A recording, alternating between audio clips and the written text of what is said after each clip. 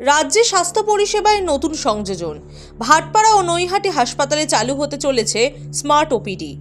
রাজ্যের এই প্রথম কোনো সরকারি হাসপাতালে এমন পরিষেবা চালু হতে চলেছে বলে জানা গেছে, যার ফলে সহজেই জরুরি ভিত্তিতে ওপিডি পরিষেবা পাবেন রোগী। মানুষকে পরিষেবা দিতে উন্নত প্রযুক্তি ব্যবহার করা হবে। সমস্ত তথ্য নথিভুক্ত হবে ডিজিটালি। এতে সমস্ত বিষয় অনলাইনে পাওয়া যাবে। এখন আর ওপিডি মানে শুধু রোগী দেখে ওষুধ দিয়ে ফেরত পাঠানো নয়, এই পরিষেবায় জরুরি ভিত্তিতে অস্ত্রোপচারেরও সুবিধা মিলবে।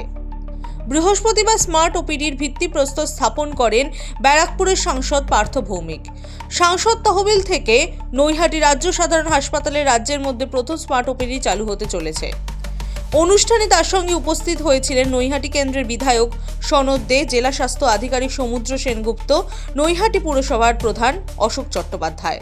বাংলার মাননীয় মুখ্যমন্ত্রী মমতা বন্দ্যোপাধ্যায় নৈহাটির উপনির্বাচন হয়ে যাওয়ার 4 দিন বাদে নৈহাটিতে এসেছিলেন বড়মার মন্দিরে পুজো দিতে।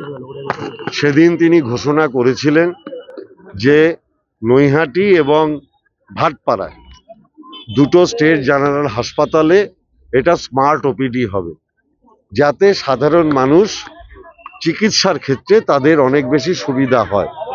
মমতা ব্যানার্জির প্রতিশ্রুতি অনুযায়ী আজকে নৈহাটি স্টেট জেনারেল হাসপাতালের কাজ শুরু হলো।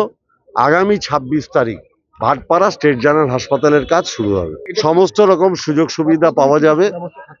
সব অত্যাধুনিক ব্যবস্থা বলতে প্রথম হচ্ছে যে কোনো পেশেন্ট আসলেই সঙ্গে সঙ্গে তার চিকিৎসা এখানে শুরু হবে।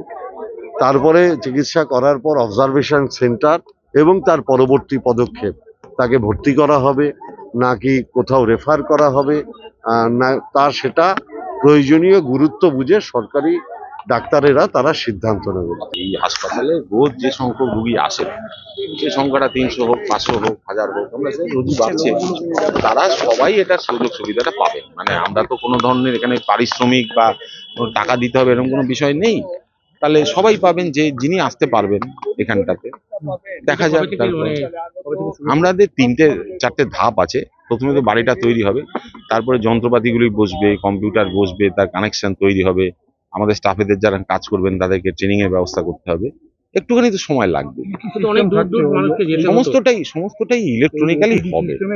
ওই সমস্তটাই ইলেকট্রনিক্যালি হবে। সমস্ত রেকর্ড ও রোগী সংক্রান্ত যা যা তথ্য সব ইলেকট্রনিক্যালি রাখা হবে, তার যাতে করে রোগীর যে কোনো তথ্য চট করে খুঁজে পাওয়া যায় এবং রোগীও ধরুন তার মোবাইলে খুঁজে পেলেন, তার কম্পিউটারে খুঁজে পেলেন, এইটা যাতে হয়। ব্যারাকপুর থেকে প্রতীতি ঘোষের রিপোর্ট, দ্য ওয়াল।